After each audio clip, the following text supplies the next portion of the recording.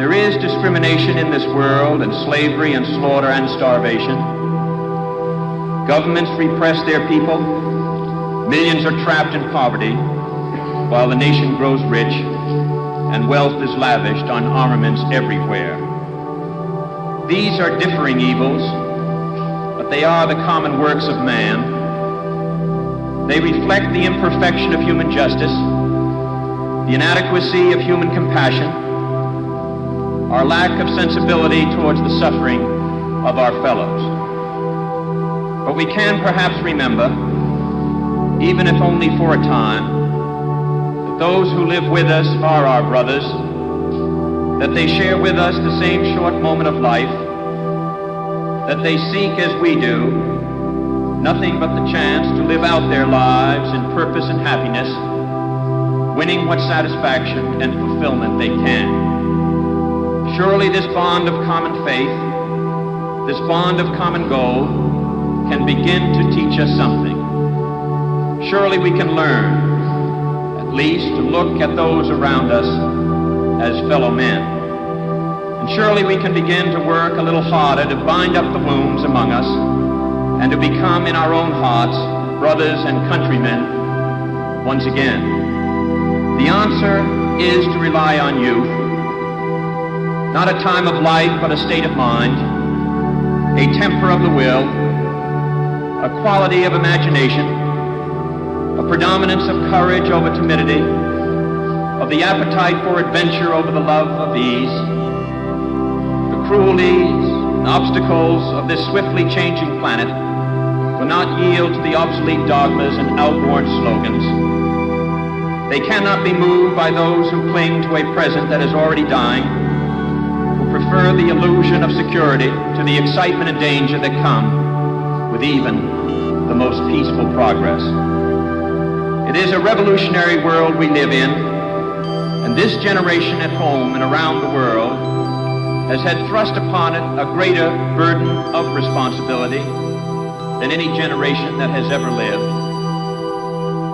Some believe there is nothing one man or one woman can do against the enormous array of the world's ills. Yet many of the world's great movements of thought and action have flowed from the work of a single man.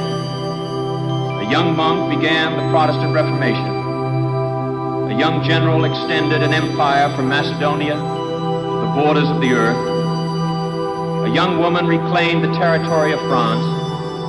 It was a young Italian explorer who discovered the New World, and the 32-year-old Thomas Jefferson who proclaimed that all men are created equal. These men move the world, and so can we all. Few will have the greatness to bend history itself, but each of us can work to change a small portion of events, and in the total of all those acts will be written the history of this generation. Each time a man stands up for an ideal, or acts to improve the lot of others, or strikes out against injustice, he sends forth a tiny ripple of hope. And crossing each other from a million different centers of energy and daring, those ripples build a current that can sweep down the mightiest walls of oppression and resistance.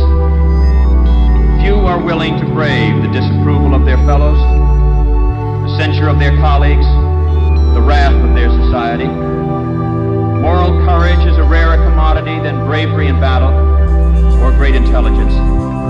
Yet it is the one essential, vital quality for those who seek to change a world that yields most painfully to change. And I believe that in this generation, those with the courage to enter the moral conflict will find themselves with companions in every corner of the globe. For the fortunate among us, there is the temptation to follow the easy and familiar paths of personal ambition and financial success, so grandly spread before those who enjoy the privilege of education. But that is not the road history has marked out for us. Like it or not, we live in times of danger and uncertainty, but they are also more open to the creative energy of men than any other time in history.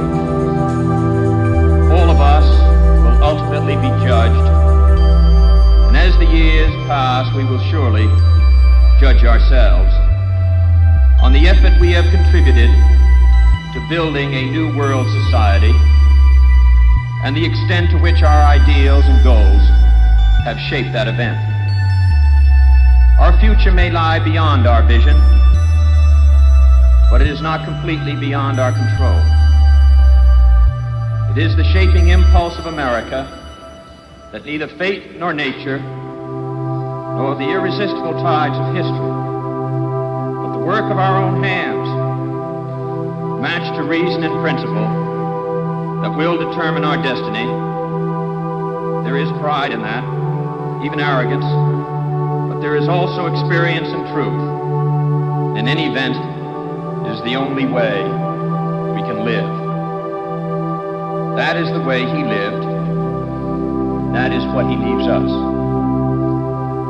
My brother need not be idealized or enlarged in death beyond what he was in life.